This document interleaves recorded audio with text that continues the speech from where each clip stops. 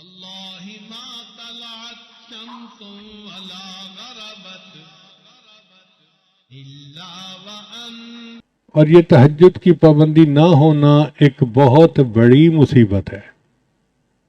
اللہ تعالیٰ اپنے پیارے حبیب صلی اللہ علیہ وسلم کو فرماتے ہیں وَمِنَ اللَّيْلِ فَتَہَجَّدْ بِهِ نَافِلَةً لَكَ، اے میرے محبوب رات کو تہجد ادا کیجئے، عَسَىٰ أَن يَبْعَثَكَ رَبُّكَ مَقَامًا مَحْمُودًا، ہو سکتا ہے اللہ آپ کو مقام محمود عطا فرمائے. تو جیسے نبی علیہ السلام کو تہجد سے مقام محمود ملنے کی بشارت ملی، امتی کو تہجد کی پابندی سے اللہ کا قرب ملنے کی بشارت ہے. ایک بات ذہن میں رکھیے کہ تہجد کے وقت میں فرشتے ان بندوں کی فہرست بناتے ہیں جو اللہ سے محبت کرنے والے ہیں. اب اگر ایک دن تہجد مس ہو گئی تو لسٹ میں سے نام نکل گیا، پھر دوسرے دن مس ہو گئی تو پھر نام نکل گیا.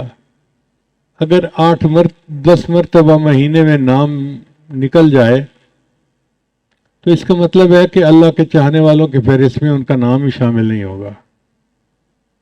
اس لیے عام لوگوں کے اوپر تہجد لازم نہیں ہے، لیکن جو سالک ہوں اور اللہ سے محبت چاہنے کے طالب ہوں ان کے لیے تہجد بہت ضروری ہے. اور تہجد پڑھنا کوئی مشکل کام بھی نہیں. کون کہتا ہے کہ آپ آدھی رات سے تہجد پڑھیں ہیں؟ عادت بنائیں کہ اذان ہونے سے آدھا گھنٹہ پہلے اٹھنا کی عادت بن جائے. فرض کرو اذان ہوتی ہے 4:45 پہ، تو آدھا گھنٹہ پہلے اٹھیں اور 15 منٹ میں وضو کر لیں. اور اگر کسی کو واش روم میں زیادہ وقت لگتا ہے تو وہ اتنا پہلے اٹھ لے، کیونکہ بعض لوگ نوجوان جو ہیں وہ بیت الخلاء میں زیادہ ٹائم لگاتے ہیں. بیت الخلاء میں جا کے ایسے بیٹھتے ہیں جیسے بیت الخالہ ہوتی ہے. تو 15 منٹ میں وضو کر کے جو آخری 15 منٹ ہیں بس اس میں 4 رکعت ہلکے پڑھ لیں. پہلی 2 رکعت قل یا ایھا الکافرون اور قل واللہ احد کے ساتھ، اور دوسری 2 رکعت جتنا اللہ توفیق عطا فرمائے. سورہ یاسین شریف پڑھیں اور سورتیں پڑھیں جو یاد ہیں. بس یہی تہجد ہے.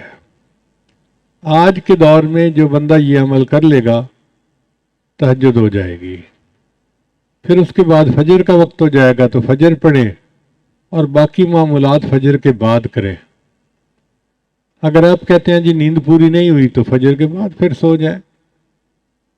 پہلے دور میں تہجد بین النومین ہوتی تھی اور آج کے دور میں فجر بین النومین ہوتی ہے. لیکن تہجد کی بہرحال پابندی ہونی چاہیے، حاضری لوگ نہیں چاہیے. ہمارے حضرت فرمایا کرتے تھے مزدور سارا دن مزدوری کرتا ہے، جب شام کو اجرت ملنے کا وقت ہوتا ہے تو اس وقت وہ حاضر ہوتا ہے، غیر حاضر نہیں ہوتا. اسی طرح سالک کو تہجد کے وقت روزینہ ملتا ہے اللہ کی طرف سے، تو وہ کیسے اس وقت سویا ہوا ہو سکتا ہے؟ جنید بغدادی رحمۃ اللہ فرمایا کرتے تھے کہ سب کا شکر آمات اڑ گئے، آخری رات کے چند نفل کام آ گئے. تو یہ آخری رات کے چند نفل جو ہیں یہ انتہائی ضروری ہیں. اللہ تعالیٰ ہمیں باقاعدگی کے ساتھ تہجد پڑھنے کی توفیق عطا فرمائے. جو تہجد میں رکاوٹیں ہیں ان میں سب سے پہلی ہے بدنظری، اور دوسرا ہے ایسی چیزیں کھانا بازار کی کہ جن میں حلال حرام کی ملاوٹ ہو، تو اس سے پھر انسان تہجد سے محروم ہو جاتا ہے. حدیث مبارکہ میں ہے جب رات آتی ہے تو 3 طرح کے لوگ ہوتے ہیں، 3 طرح کی جماعتیں ہوتی ہیں. ایک وہ فرشتے، ایک وہ لوگ کہ اللہ تعالیٰ اپنے فرشتوں کو حکم فرماتے ہیں کہ دیکھو یہ میرے محبوب لوگوں کے اٹھنے کا وقت ہے، جاؤ اور ان کو پر مار کے جگا دو. تو فرشتے آ کے پر مار کے جگا دیتے ہیں، خود بخود آنکھ کھل جاتی ہے۔ میاں محمد بخش رحمۃ اللہ فرماتے ہیں، رات پوے تے بے دردانو مٹھی نیندر آوے، رات پوے تے بے دردانو مٹھی نیندر آوے، درد مندانو یاد سجن دی ستیاں آن جگاوے۔ اور جو درد مند ہوتے ہیں ان کو سجن کی یاد سوتے کو جا کے جگا دیتی ہے۔ تو اللہ کرے کہ ہم بھی ان لوگوں میں شامل ہوں کہ جن کو محبوب کی یاد سوتے میں آ کے جگا دیتی ہے۔ اور دوسرے گروہ کے لوگ ہوتے ہیں، یہ اللہ کے مقربین ہوتے ہیں۔ اللہ فرشتوں کو فرماتے ہیں، دیکھو یہ میرے محبوب لوگ ہیں، دین کا کام کرنے والے، تھکے ہوئے ہیں، آرام کر رہے ہیں، جا کے ان کی کروٹ بدل دو۔ یہ چاہیں گے تو سو جائیں گے اور چاہیں گے تو یہ کھڑے ہو کے نماز پڑھیں گے۔ میں ان کے سونے پہ بھی راضی، میں ان کے جاگنے پہ بھی راضی۔ یہ ایسا ہی ہے کہ جیسے کوئی کاریگر آئے اور اس کا ہتھیار جو ہے وہ ٹھیک کرنے کی ضرورت پڑ جائے تو وہ اپنے مزدوری کے وقت میں اپنے ہتھیار کو ٹھیک کرتا ہے اور اس کی مزدوری کاٹی نہیں جاتی کہ اتنا وقت آپ نے کام نہیں کیا، بھئی وہ چیز اس میں شامل ہوتی ہے۔ اسی طرح جو لوگ دین کا کام کرنے والے ہیں تو وہ بھی ایسے ہی کریں کہ دین کا کام کریں اور اللہ تعالیٰ ان کے جاگنے پہ بھی راضی، ان کے سونے پہ بھی راضی۔